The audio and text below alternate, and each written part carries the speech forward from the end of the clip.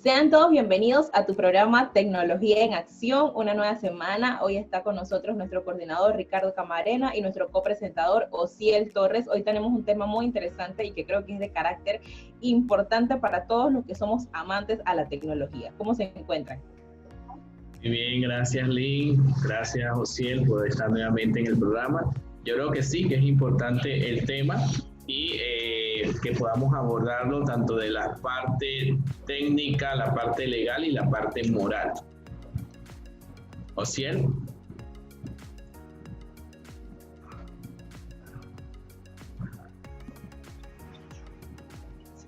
También le damos la bienvenida al profesor Jan Matthews, que se nos incorpora en el programa con la parte legal. Profe, acabamos de empezar el programa, así que llega a una hora bien oportuna para poder abordar este tema que yo creo que es de mucha importancia porque de alguna manera nos vemos involucrados en acciones que quizás no sabemos que las estemos cometiendo o si somos víctimas, cómo acudir a buscar ayuda para esto, ¿sí? El tema de hoy es sobre los delitos informáticos y haciendo énfasis en el uso de las redes sociales o en mal uso de las redes sociales para atacar personas de manera anónima. El formato del programa siempre tiene un mensaje de introducción, una frase, en este caso, la frase es la siguiente: no use las redes sociales para impresionar a las personas, úsalas para impactar sobre las personas. David Will.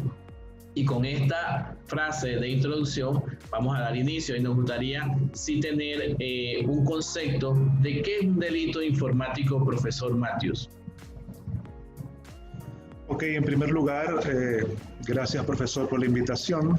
Bienvenido, estaba en un compromiso, pero siempre con la universidad, nosotros como docentes con ese compromiso institucional suspendemos todo para tratar de hacer docencia. El tema de delitos informáticos es un tema muy importante para la República de Panamá, desde el punto de vista que Panamá es el segundo país en América Latina que se suscribe al Convenio de Budapest, un convenio que busca perseguir todo lo que es la delincuencia o el cibercrimen y esa utilización de las redes para cometer hechos contrarios a la ley. Entonces Panamá tiene un gran avance porque es el segundo país en América Latina y comienza a dar conductas penales perseguibles sobre lo que es el cibercrimen y a través del Código Penal establece normas principalmente orientadas a sancionar a aquellas personas que accesan a la base de datos y cometen una irregularidad en esa transmisión de esa base de datos y faculta a la autoridad de innovación gubernamental para que sea el ente técnico para que pueda tratar de identificar de qué partes se está dando este tipo de actuación, sobre todo en lo que ellos llaman instituciones críticas que manejan información y la agencia un recorrido para darle ese soporte técnico al Estado y a las instituciones que persiguen estos delitos. Sin embargo, soy del criterio que deberemos tipificar aún más conductas como el sabotaje, la suplantación de identidad y otro tipo de tipificaciones que debemos incorporar en ese cuerpo penal para que Panamá entonces se adecue a nuevas realidades. Estamos dando los primeros pasos, hay una tremenda voluntad, sin embargo tenemos que incorporar nuevos elementos como aquellas personas que cometen sabotaje, que destruyen los sistemas informáticos, sobre todo de entidades públicas y privadas. Entonces, hay un recorrido, tenemos que seguir, hay una fiscalía especializada, que es la Fiscalía de Propiedad Intelectual y Seguridad Informática, que se le encomendó esta misión. Entonces, tenemos una fiscalía, pienso que tenemos unas estructuras bastante buenas, sin embargo, tengo que reconocer que la capacidad que debe tener tanto el sector público y privado y sobre todo las agencias de investigación que realizan la fase sumaria o de investigación deben capacitarte enormemente en estos delitos y creo que aquí las universidades juegan un papel importante. Este tipo de programas que usted bien desarrolla, profesor Camarena, y los estudiantes y todo el sector que ve estos programas tiene que pues tener esa iniciativa de replicar esta información y necesitamos capacitar. La capacitación es muy importante porque son temas que ni los abogados manejan bien, los jueces tampoco son expertos en informática. Y sobre todo yo siempre invito a las universidades a que planteen programas, estudios superiores de este tipo de materias para que se pueda perseguir de manera óptima en la República de Panamá, que tenemos ese tema pendiente con el convenio de Budapest, de tener más tipificación, y eso involucra más capacitación y un recurso humano para poder entonces ese auxilio al Ministerio Público para que haga bien sus investigaciones. Qué bien, profe. Profe, en lo que estuvimos investigando, por ejemplo, sí hay una fiscalía, se llama la Fiscalía Especializada en Delitos contra la Propiedad Intelectual y la Seguridad Informática, que es una fiscalía relativamente nueva, pero que es la que atiende este tipo de delitos. Y encontramos en la referencias bibliográficas diferentes tipos de delitos informáticos. Están los delitos económicos, que son el tema de las tarjetas de crédito, las clonaciones, la de la intrusividad, que es la violación de lo que es la privacidad de las personas también por medios electrónicos, el ciberterrorismo también, que se da a nivel de los estados que procuran velar que eso no se cometa, lo que es corrupción de menores a través de lo que es pornografía infantil por redes sociales. Tenemos la propiedad intelectual y la parte de mercados y consumos también, lo que son propagandas, lo que son promociones a través de medios digitales, la falsedad, en eso hoy nos queremos un poquito afianzar cuando se atenta contra la honra y la reputación de las personas por medios digitales, el sabotaje informático también, y también están las noticias falsas o los fake news como se conoce.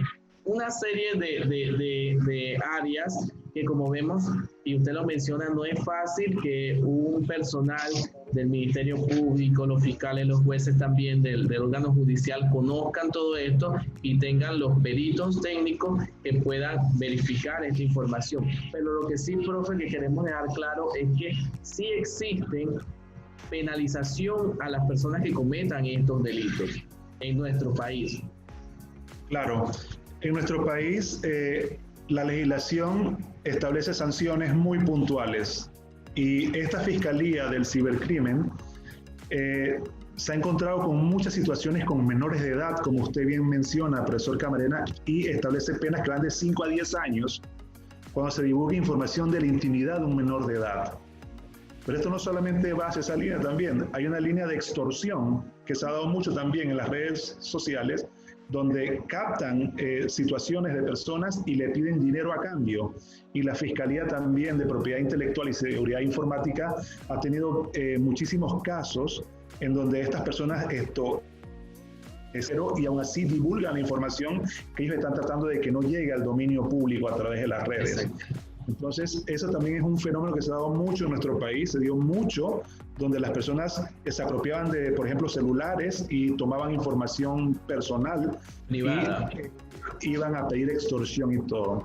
Entonces, aquí también está tipificado todo lo que tiene que ver con las noticias falsas. Ya el artículo 260 del Código Penal panameño tipifica o castiga a aquellas personas que publiquen noticias falsas, pero en el Código Penal, este tipo de delitos está encaminado a que cuando esa noticia afecte la economía nacional. Entonces, ya es un tipo penal muy bien estructurado y orientado hacia cuando la misma afecta a la economía nacional. Sin embargo, nuestra legislación también señala en el Código Penal, artículos 193 al 195, de lo que es calumnia e injuria. Ya están tipificados en nuestro Código Penal, que son, para hacer un poquito de docencia, lo que es la injuria cuando te afecta el decoro, el honor, la reputación, y lo que es la calumnia es cuando a una persona se le endilga que cometió un hecho punible o se le atribuye un hecho punible que en realidad no cometió. Y ya están, para este tipo de delitos, están ya la estructura bien desarrollada. Los juzgados circuitales, cuando esos delitos de calumnia e injuria se hacen por medios masivos, ya sea televisión o internet, y cuando ya esa calumnia e injuria se hace a través de medios que no son tan amplios, ya está la vía municipal que va a establecer hacer el fallo correspondiente. Lo que sí es que el tema de la calumnia e injuria tiene penas bastante bajas, porque son penas de días multa. Sin embargo, las personas afectadas en su honor, en su decoro, también pueden acceder a la vía civil para buscar los daños y perjuicios por ese tipo de aseveraciones en donde el Internet se ha convertido de una manera exponencial en una transmisión. Incluso en otros países se habla de delitos de odio u otras cosas que emanan de este tipo de, por ejemplo, cuando van contra los migrantes o contra ciertos grupos en la sociedad, no hay esa tolerancia, también se va desarrollando toda esta normativa. Panamá debe adecuarse, nuestros estudiantes deben participar rondas de capacitación porque son delitos muy especializados, y siempre he sostenido en algunas conferencias que hemos dictado que la capacitación es la mejor herramienta para combatir esto, y sobre todo aquellas personas que manejan la tecnología y son esta nueva generación que son muy apegados a la tecnología, pero créanme que la tecnología tiene sus aspectos negativos también. Sí, y es importante, profe, es importante, y queríamos hacer este programa para crear conciencia de que muchas veces a nuestras manos llegan informaciones y no sabemos que podemos estar cometiendo un delito y replicamos esa información. Por ejemplo, videos que se graban y lo reproducimos, y si está involucrado un menor es un delito. Es un delito reproducir esos videos, o cuando en redes sociales vemos que se hacen acusaciones a personas y nosotros replicamos esos comentarios o comentamos encima, entonces nos hacemos partícipes de esa situación y muchas veces no tenemos la seguridad de lo que se está diciendo es cierto, simplemente nos dejamos llevar por comentarios que hacen las personas y podemos tener un delito, cometer un delito, y ya hemos visto que se han dado juicios y han sido personas sancionadas, porque la calumnia y la injuria no es un delito nuevo, solamente se incrementa en el medio ahora que lo hacen por medios digitales, pero eso está penalizado, y solo basta con que la persona afectada interponga una denuncia y que tenga los medios para darle seguimiento, y muchas veces han sido sancionados otras personas por injuriar, calumniar. El tema también de los anonimatos, hay personas que se esconden en redes sociales con cuentas anónimas, pero que no piensen que por tener una cuenta anónima no son fáciles de rastrear. Hay formas de rastrear eso por medio de los IP que generan, de donde lo generaron, y se puede, simplemente es que la persona afectada ponga la denuncia, le dé seguimiento y se puede dar con los responsables de esto. O sea, que no es que es muy impune muchas veces, simplemente creo que es una cuestión de querer sancionar a las personas y que la persona afectada efectivamente haga uso de los recursos legales que tiene. Yo sí quisiera preguntarle, hacerle una pregunta al profe, y buenos días, buenas tardes a la hora que vayan a sintonizar el programa Tecnología en Acción. Sí quisiera hacerle una pregunta al profe Matthew. Yo hace 2 meses fui víctima de extorsión. Extorsión es cuando una persona te llama y te amenaza. Obviamente tú sabes que tú no tienes ninguna clase de problema con nadie al principio. Obviamente uno después tiene que cambiar el número, pero más allá, si usted nos podía explicar cómo sería el proceso. Por ejemplo, yo solamente cambié de número porque no denuncié a nadie porque no sabía. Entonces, muchas veces la gente se detiene por denunciar, por seguir los procesos, por buscar quiénes son. Pero al final de todo, a veces queda uno mal psicológicamente, porque yo me acuerdo que los días que me pasaban y me llamaban cada 3 días, como a las 6 de la tarde, yo quedaba psicológicamente como asustado, como con miedo. Y la verdad creo que eso es complicado. Sí me gustaría que usted nos dijera más o menos cómo sería el proceso cuando pasa algo así, dónde hay que ir a denunciar y más que todo eso. Claro. Para dar un poco de estadísticas, en el año 2016 al 2018 se dieron más de 500 expedientes relacionados con este tipo de circunstancias de calumnia e injuria. Lo importante, estudiante, es que las personas entiendan que la utilización de las nuevas tecnologías algo muy delicado y tienen que tomárselo en serio los jóvenes, sobre todo los jóvenes y de todas las edades también, que utilicen de manera responsable la tecnología. Para este tipo de delitos está, como les dije, las fiscalías de atención primaria, donde uno presenta inmediatamente la denuncia y se va a dar entonces una investigación. Hay que hacerlo inmediatamente, y ahí depende del sector. Por la iglesia de Don Bosco está la Fiscalía de Atención Primaria y también al lado de la DJ está la Fiscalía donde se atienden estos casos, donde toda persona que está siendo afectada por este tipo de delitos puede presentar la denuncia y ellos van a tomar las primeras instancias para luego pasarlo a las fiscalías correspondientes que investigan cada delito en particular. Así que siempre que tengan esta circunstancia, joven Torres, tiene que ir a la atención primaria correspondiente para que ellos inmediatamente tomen su denuncia, tomen las primeras diligencias y comiencen a buscar la misión para tratar de identificar quién es la persona. Ellos van a armar el expediente y lo van a enviar entonces a la fiscalía, donde ya los funcionarios que tienen ya la pericia para comenzar a hacer las diligencias y recabar la información, lo haga para luego entonces ponerlo ante un juez correspondiente. Así que lo importante, Torres, es denunciar, que este tipo de cosas no quede en la impunidad y tener esa certeza de que se va a detener este tipo de actividad que, como usted bien señala, causa inclusive temas psicológicos. Y mira, usted que es una persona natural, en este caso, un ciudadano, ¿no?, le causa esos problemas. A veces lo hacen contra las empresas, para quebrar las empresas, dar las empresas. A veces lo hacen para sustraer dinero de los bancos de manera ilícita. A veces lo hacen para suplantar una identidad y hacer transacciones.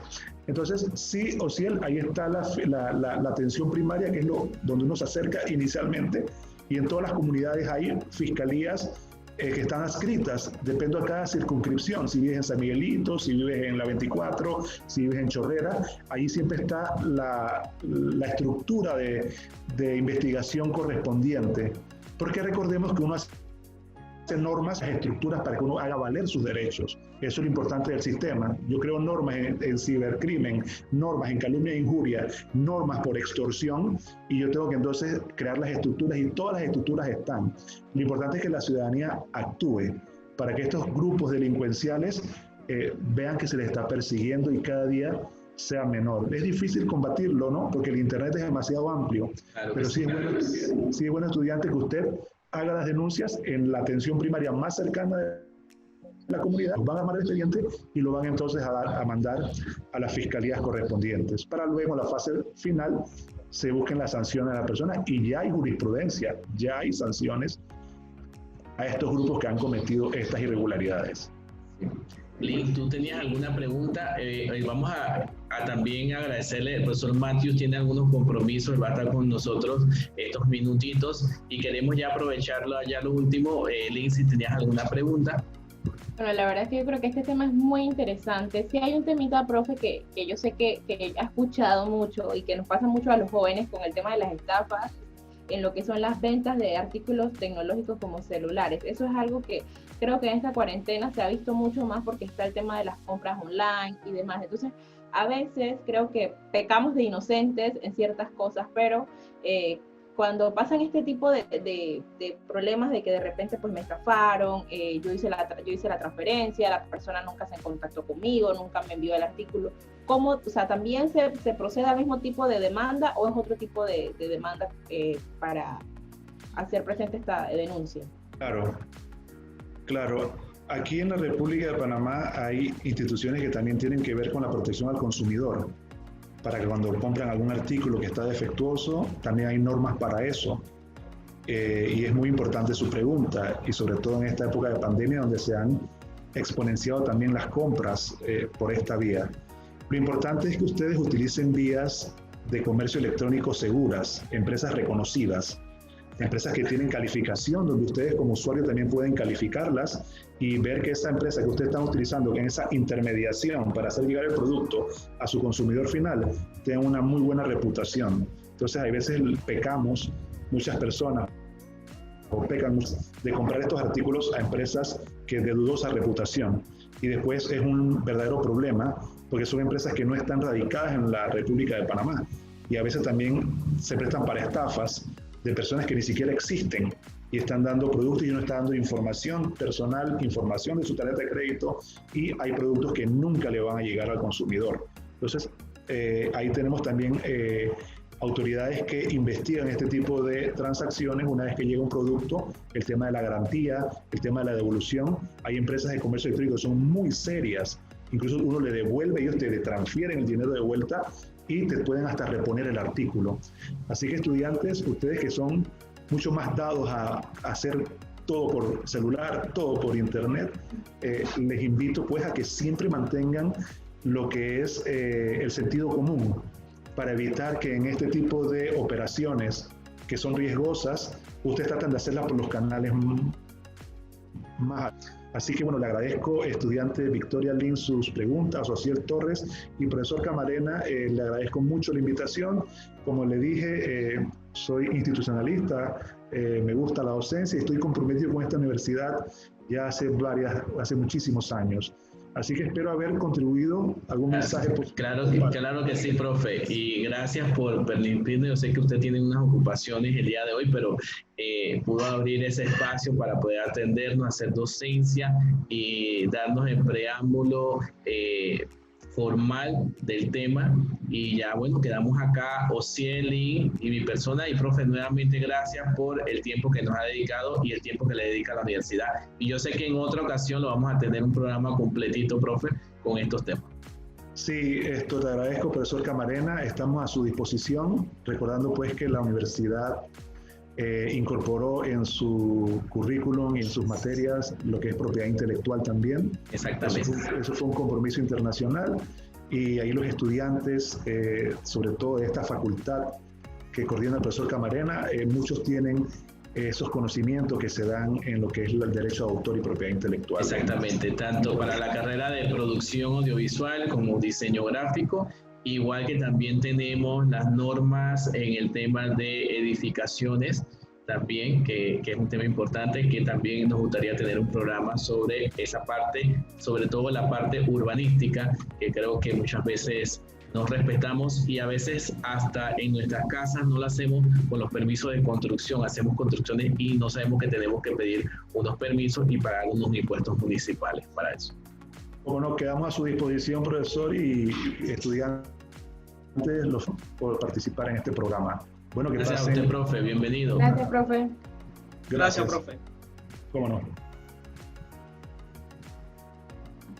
Bueno, yo creo que ha sido bien didáctico el profesor con esta intervención, y créanme que para mí este es un tema importante porque lo vemos a diario. Creo que, miren, que no sabía ni siquiera lo que le había pasado a Ociel. Todos hemos sido víctimas en algún momento, y qué mal se siente uno cuando se ve afectado con esto, y sobre todo que no sabe a quién acudir, no sabe qué hacer y cómo se protege uno de calumnias, injurias, de anonimatos. Entonces, y es como dice Ociel, psicológicamente uno queda afectado porque uno no sabe en qué confiar, en quién confiar y qué hacer en ese momento. La privacidad de uno se ve invadida, y creo que eso es algo que solamente lo que lo hemos pasado sabemos que se siente en eso.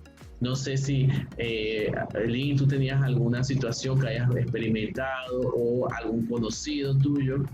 Bueno, la verdad no directamente, pero sí a mí me gusta mucho participar de los concursos de internet de estos, y hace unos días me tocó ver que en las redes estaba publicándose algo que decía que páginas que también se dedican a pedofilia de niños, sí, estaban robándose imágenes de los niños que participaban de estos concursos. Entonces yo me quedé pensando que de verdad a veces uno le da acceso a estas personas a imágenes que son de nosotros, personales, y al final no sabemos con qué fin realizan estas personas ese tipo de concursos, ¿no? Entonces también creo que hay que tener un poquito de cuidado con ese tema. La verdad es que desconocía de eso y quedé sorprendida cuando lo vi. Sí, porque muchas veces uno pensaba que los delitos informáticos era solamente la clonación de tarjetas o los accesos indebidos a través del computador, pero ya vemos que hay una amplia gama de connotaciones que tienen que ver con delitos informáticos. En el día de hoy hemos querido hacer énfasis con el tema de las redes sociales, porque es algo que lo vemos a diario. y es muy, muy triste, y yo lo expongo de esa manera cuando vemos que en una red social ya la gente no tiene privacidad.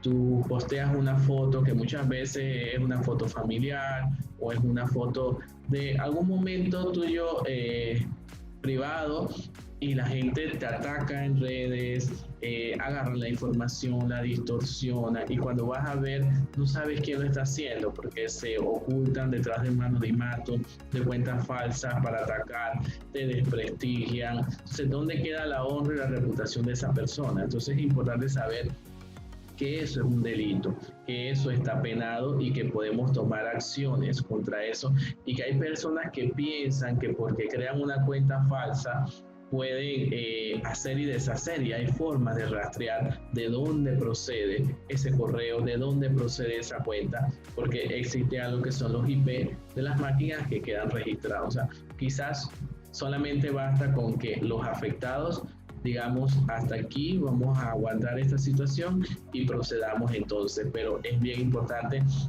conocer que existen normas que regulan este tipo de acciones. Los irrespetuosos jueces del todo, profesor, yo creo que así podemos denominarlo, porque al final tienden a tildar, a juzgar mucho cómo vive o qué publica las otras personas en sus redes, y la verdad es que no nos vemos, no nos damos cuenta que realmente podemos también afectar la parte psicológica a esa persona, que no sabemos, o sea, lo que le ha costado llegar a ese punto, ¿no? Veía hace poco también a mí me gusta ver mucho lo que comparten en una página de Instagram, y decía que ahora de repente hay ciertas amistades que se han vuelto emprendedores, y entonces tendemos a juzgarlos de que, mira, este se volvió influencer, este se volvió youtuber, este se volvió... Entonces, a veces no sabemos lo que le cuesta a la persona llegar hasta ese punto, y cuando recibes este tipo de críticas lo que hacen es que como que te opacan. Entonces siento que a veces hay que tener un poco de cuidado con las palabras que decimos. Exactamente, y el uso de las redes sociales para difamar se ha vuelto algo cotidiano, y yo creo que por eso muchas personas han optado por no tener redes sociales o eliminar los comentarios de lo que postean en redes sociales para no recibir ese tipo de, yo diría, de golpes bajos que se reciben y que realmente te desmoraliza, sobre todo si tu conducta es apropiada y lo que te colocan en redes sociales es totalmente falso. Entonces eso es importante. Yo creo que quizás las personas que hacen eso, no sé con qué intención la harán, pero tienen que leer un poquito más y saber que lo que están haciendo puede ser penalizado. Igual como mencionaba Osiel, el tema de las extorsiones que hacen y cómo se protege una persona, sobre todo un adolescente, una persona joven que de repente desconoce que puede buscar ayuda. Entonces se somete a la extorsión de estas personas, y muchas veces hemos visto cómo se hacen fraudes por medio de teléfono cuando anuncian el secuestro de una persona y hacen que sus familiares paguen sumas de dinero por el rescate de esa persona, y resulta que todo era una estafa. Y todo eso se hace por medio de medios digitales, teléfonos, redes sociales. Entonces es importante eso. No, Osiel, ¿qué nos quisieras compartir tú de la experiencia? Bueno, tú nos mencionabas que decidiste cambiar el número de teléfono, ¿no? Y ahí se terminó el problema de la extorsión. Sí,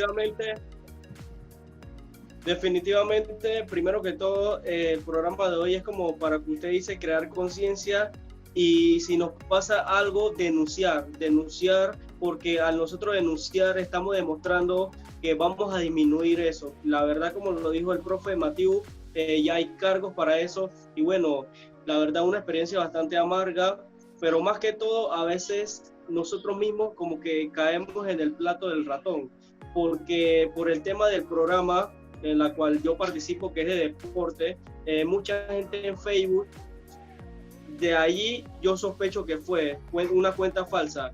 Pusieron a un muchacho porque yo estuve haciendo la investigación pero no denuncié, pusieron un jugador en un perfil de Facebook, y de ahí yo subí un post en la emisora, me comentaron, y yo por querer fui al privado y supuestamente íbamos a hacer la entrevista, mandé mi número, y un mes después me pasa esto.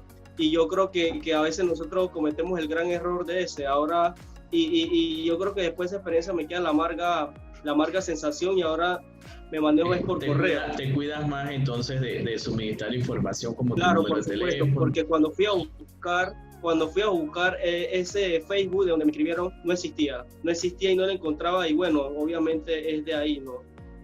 Yo creo que esas son cosas importantes que nosotros tenemos que saber, por ejemplo, y que podemos trabajar en función de evitar que le sucedan a otras personas, porque muchas veces, y lo digo porque vemos que le suceden a otras personas y nos sentimos como tan distantes de esa problemática porque no es ni un familiar mío, no es una persona cercana a mí, entonces ni lo defendemos ni tratamos de apoyarle. Solamente cuando nos sucede a nosotros, a un familiar cercano, entonces es que nos damos conciencia, y quizás va a llegar un momento que nadie también va a estar para defendernos ni apoyarnos. Entonces deben tomar medidas y todos debemos participar en evitar eso. ¿Cómo qué? Por ejemplo, hay personas que tienden mucho a dar los números de celulares sin autorización. Eso es algo que yo siempre he criticado, de que si alguien te pide un número de teléfono de un tercero y no te ha dado la autorización, no lo entregues. No le entregues porque el teléfono es algo privado. Al menos consúltale a la persona si puede dar tu número de teléfono para que la persona entonces te diga si sí o si no, porque entonces comenzamos a divulgar los números de teléfonos celulares de las personas y resulta que se pueden utilizar para otras cosas.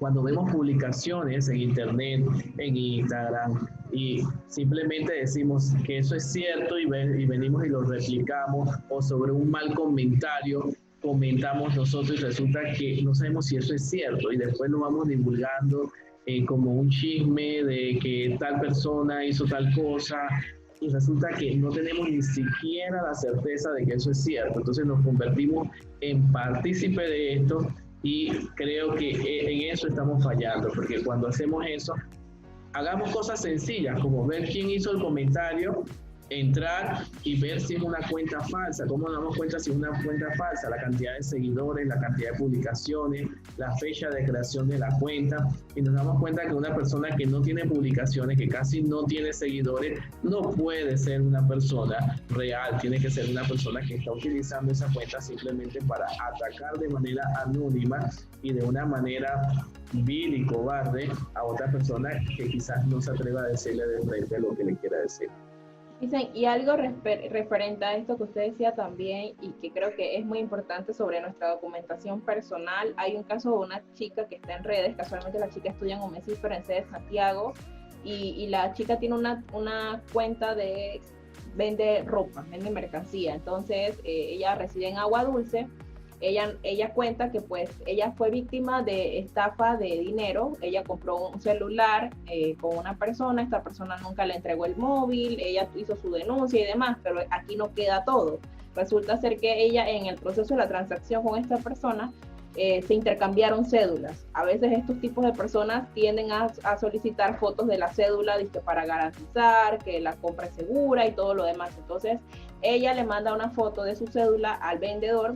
Este vendedor utiliza esta cédula y estafa a otras personas, y ahora la chica tiene denuncias a su nombre porque la persona se hizo pasar por ella y en efecto tenía su cédula, ¿no? Entonces ahora ella está pasando por esta situación de que tiene una denuncia de otra persona que fue estafada, y bueno, ella que está denunciando a la persona pues que le hizo la venta, y resulta ser que la persona que le hizo la venta también utilizó una cédula falsa. Entonces hay que tener mucho cuidado también con mucho cuidado con la información que damos, la información que leemos, lo que comentamos, porque y le pasa mucho a las personas conocidas en este país que le publican historias y todo el mundo da por un hecho que es cierto, y lo repetimos en nuestros círculos sociales. Decimos, ¿sabes lo que hizo fulano que sale en un programa o es un cantante? Entonces no nos damos cuenta de que las personas tienen derecho a su privacidad. Hay algo que se llama la honra y la reputación de una persona, y lo que nosotros decimos es muy difícil de recoger.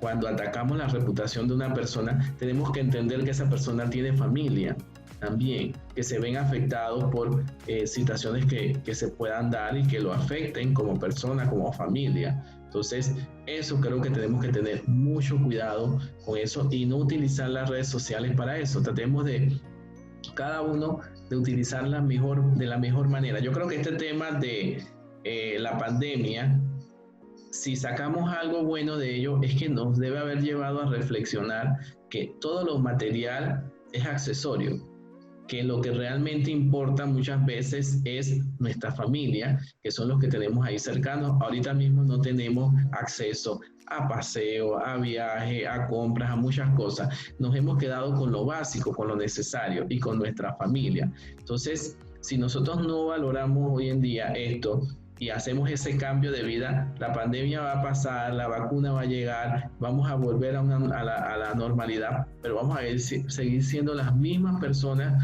que somos antes de la pandemia. O sea, quiere decir que no hemos aprendido la lección de que tenemos que ser responsables, tenemos que actuar de una manera coherente, de una manera vertical, y que lo que hacemos puede tener consecuencias, que creo que a veces no medimos eso. Definitivamente. Osiel, yo sé que a ti también te ha pasado esto, te voy a comentar. Pasa una noticia de algo trágico en el país y la persona accede al video o a la imagen fuerte de la situación y automáticamente se viraliza en las redes sociales y en nuestros WhatsApp y en nuestros grupos.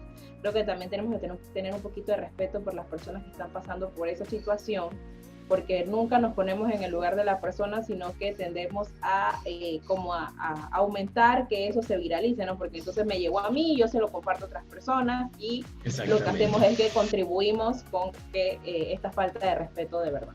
¿Qué opinas de eso, Ciel? Bueno, sí, muchas veces nos ha pasado eso y yo creo que más ahora en la cuarentena, cuando la gente sale positiva, por ejemplo, ya sea una figura pública reconocida del distrito o de cualquier lado, y uno lo que hace, en vez de dar un mensaje positivo, lo que hace es tomar la foto de la persona y bueno, la publicamos diciendo tal persona salió positivo, cosa que eso afecta porque es como lo dice el profesor, él tiene familia y he conocido a muchas personas que le ha dado como igual con las críticas de haber salido positivo, pero obviamente otras personas sí mentalmente creo que es un tormento grande, son evadidas por muchas amistades, por muchas personas de la sociedad y creo que es complicado. Hay que analizar bien cuando nosotros publicamos algo. Y antes el profesor dijo también algo muy interesante.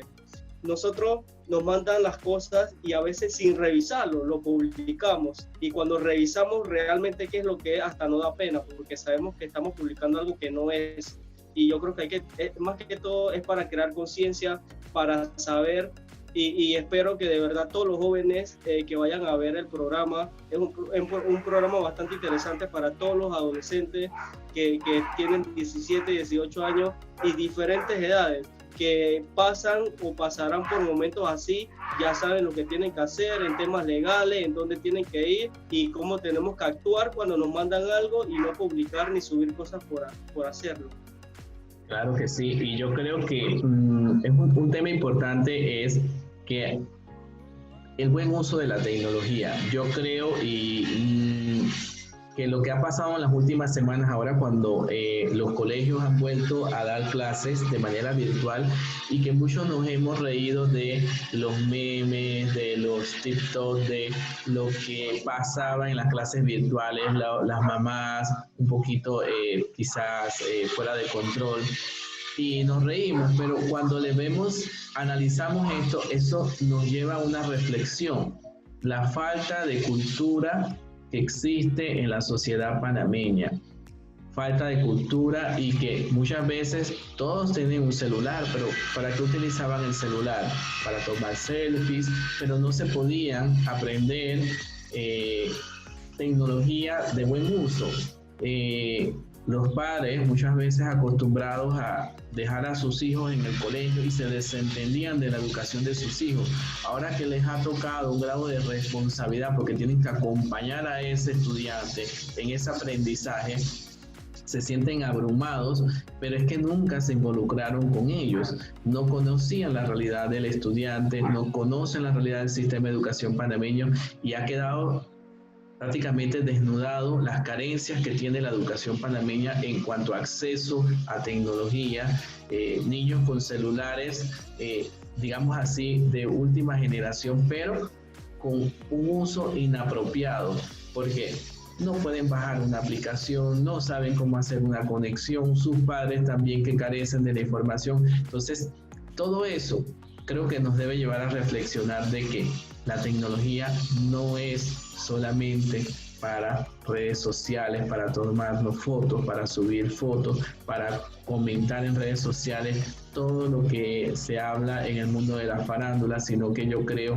que hemos tenido una herramienta en nuestras manos por mucho tiempo que nos podía haber ayudado a educarnos y que no la hemos sabido utilizar. Y se está viendo en los adolescentes, se está viendo en los padres de familia que quizás esa brecha digital hoy en día se ve más marcada, algunos por falta de recursos, como podemos ver en áreas difíciles, pero aquí en la ciudad, personas con recursos, con celulares de última generación y sin saber darle un uso apropiado a los mismos. No sé qué opinan ustedes de eso, lo que han visto. Personas que desconocen el término del buscador, personas que desconocen cómo se tiene que subir un archivo, cómo tienen que entrar a la videoconferencia, o sea, cosas que yo creo que deja un poquito mal el sistema educativo y a la sociedad como tal de lo que hemos tenido que darle prioridad en este momento, que es la educación. Bueno, yo creo que la verdad es que a mí me sorprende mucho porque a veces como, y hago la crítica más que todo a los padres, porque a veces como papás tendemos como a juzgar mucho al estudiante de que por qué vienes mal, de que cómo no vas a saber eso, o de repente de que si todo lo tienes en internet, pero así como el estudiante tiene acceso al internet para adquirir nuevos conocimientos, el papá como guía también debería poder manejar estas herramientas. Entonces, la verdad es que a veces vemos papás que como que desconocen que hay herramientas, que al mismo tiempo o tienen la herramienta en el teléfono y no la saben utilizar. Entonces, pienso que antes la excusa era de que en mi tiempo no había esto y por eso yo no sé tal cosa, pero ahora todos tenemos acceso a un YouTube que te da múltiples tutoriales de cómo hacerlo. Y también pues podemos utilizar pues esas amistades que tenemos a veces con las que conversamos todo, de todo menos de lo que es más importante, también acercarnos y pedirles que pues nos orienten a cómo saber utilizar estas herramientas antes de llegar entonces a ese punto de repente escuchar este tipo de audios que se han proliferado de las mamás estresadas por el tema de las clases virtuales. Yo creo que sí, Lynn, es un tema bastante amplio. Y cuando el profesor habla de herramientas y hay personas, y conozco yo amistades mías, que tienen, por ejemplo, el iPhone Pro, el último, y a veces me han tratado de localizar y me han tratado de preguntar cómo se utiliza Zoom, tiene una videoconferencia, cómo se utiliza Skype, cómo se descarga, qué hay que meter, el correo te pide ciertos datos. Entonces, como dice Lynn, y el profe, a veces la educación también creo que influye bastante. Más que todo ahora estamos viviendo momentos complicados, por ejemplo para las personas que no tienen wifi en su casa y están dando con el tema de las clases. Yo me pregunto y creo que es difícil cómo están haciendo los niños de las comarcas. Creo que es sumamente complicado porque el internet no llega. Entonces ahí vemos cómo está el sistema educativo de nuestro país, que la verdad es triste. Y creo que nos deja mucho de qué hablar y nos deja, como quien dice, es la triste verdad, pero nos deja mal parados. Creo que nos debe llevar a reflexionar realmente de lo que, y como les mencioné, yo creo que esta pandemia vino a desnudar la realidad del sistema educativo, las diferencias abismales que hay en la educación, tanto particular como pública, en las responsabilidades que tenemos que tener la parte docente y también la parte de la familia, porque yo creo que muchas veces fueron desatendidos también los estudiantes por parte de ese seguimiento que se tiene que dar en casa.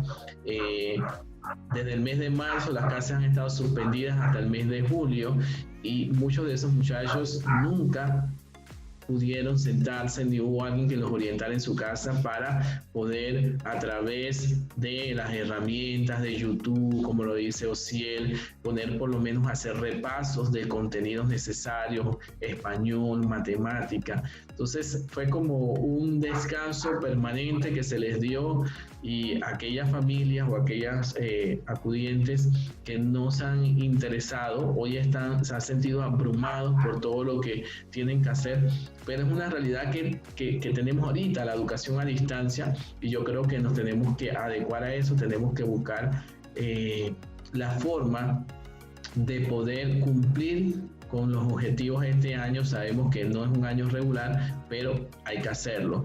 Y yo creo que aquí el mensaje es de que la tecnología no solamente es para redes sociales, para buscar noticias de famosos, para buscar la última discografía de los famosos del reggae, porque si le preguntas a un estudiante cuál es la última discografía de esos famosos, te la va a mencionar. Pero si le preguntan qué herramientas vas a utilizar para hacer una videoconferencia, desconocen. Y asimismo sus padres. Y no estamos hablando tampoco de una cuestión de edad, porque lo hemos visto en padres que han sido padres adolescentes, que tienen hijos de 15 años, y hoy en día ese padre puede tener 30, 35 años, y también el desconocimiento del uso de las herramientas y del buen uso de la tecnología, de un celular, de una computadora, de lo importante que es invertir en tecnología, que no es tanto hacer una fiesta o hacer un 15 años lujoso o hacer los llamados parking, sino tener acceso a información, a tecnología, tener este estudiante dotado con herramientas necesarias dentro de las posibilidades que tenga cada familia, porque sabemos que quizás hay algunos que sí no tienen esos elementos económicos, pero hay otros que sí lo tienen. No sé si han visto por ahí un meme de una persona que se queja de que no le ha llegado el bono y solamente tiene en la refrigeradora X elementos de comida, pero cuando abre hay como, no sé, una cantidad X de par de cerveza. O sea, ¿dónde están las prioridades en nosotros? ¿Dónde están las prioridades? Es como que yo quisiera tocar un temita ahorita que la invitoria dijo que en cierta parte los padres tienen la culpa, y es cierto. ¿Sabes por qué es cierto? Porque hay padres, y aclaro que obviamente no son todos, pero hay padres que prefirieron en estos 3 meses estar en Instagram, estar en Facebook, a que sentarse con su hijo y buscar tutorial de español, suma, resta, multiplicación, que creo que es la materia más difícil, de inglés. Hay cursos de inglés, cómo se mencionan las palabras. Y creo que a veces los padres también son en parte culpables, como lo dijo Lynn, porque hay muchos tutoriales de todas las materias. Y con el tema del bono, sí, yo estoy seguro, no sé, yo últimamente estoy acertando, pero yo estoy seguro que muchas personas están protestando por los bonos. Y aclaro que sé y sabemos todos que hay muchas necesidades en el país, pero yo estoy claro que los moles abren y los moles se abarrotan. Los moles se abarrotan. Creo que es algo complicado y más que todo crear conciencia. Y es como usted dice, mucha gente protesta, por ejemplo, en Arraiján, que creo que es uno de los lugares con más casos, Panamá Oeste, de los contagios. Cuando quitaron la ley seca, que se podía vender cerveza, en Arraiján, Chorrera fue uno de los lugares que más cogieron a personas comprando licor.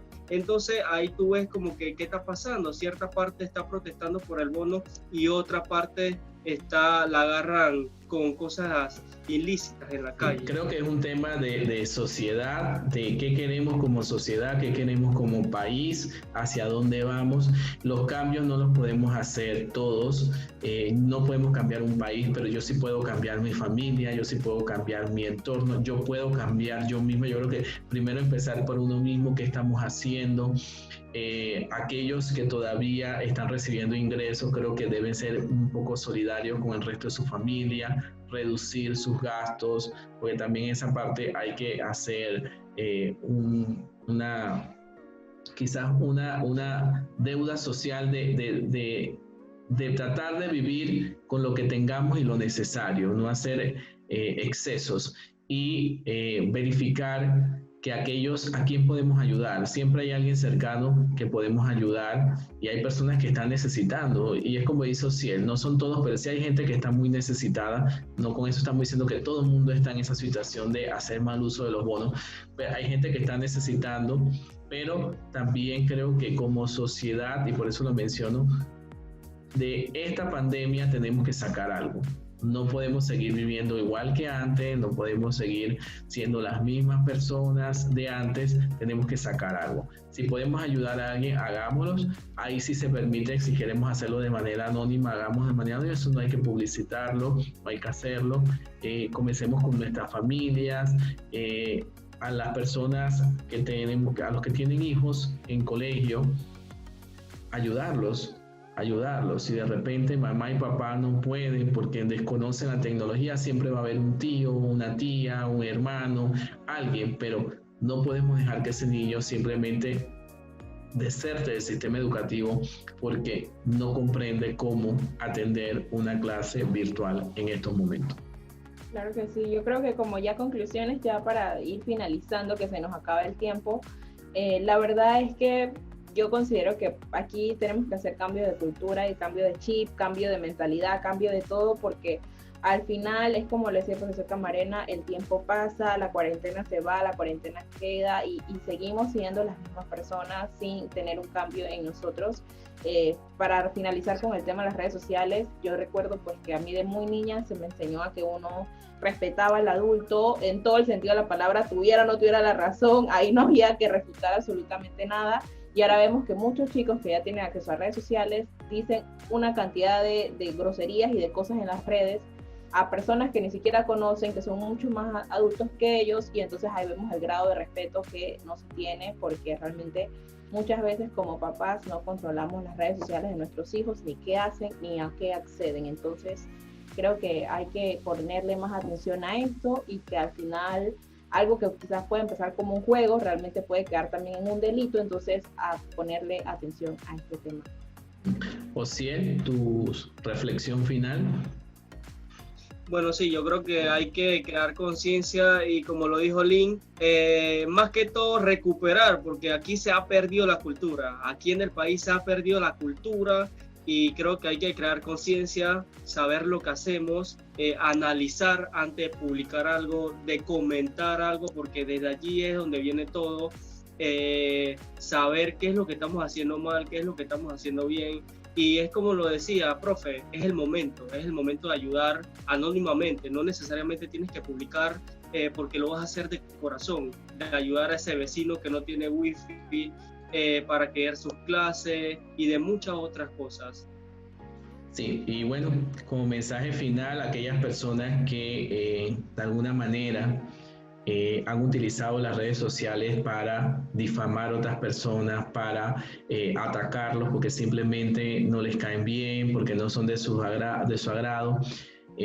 Sepan que quizás en el momento pueden sentir satisfacción por lo que están haciendo, pero creo que a la larga, si reflexionan un poco, se darán cuenta de que no le están haciendo daño tanto a la persona, porque los comentarios pasan, el tiempo hace olvidar, pero como individuo, ¿cómo queda una persona que se esconde detrás de un anonimato para atacar a alguien?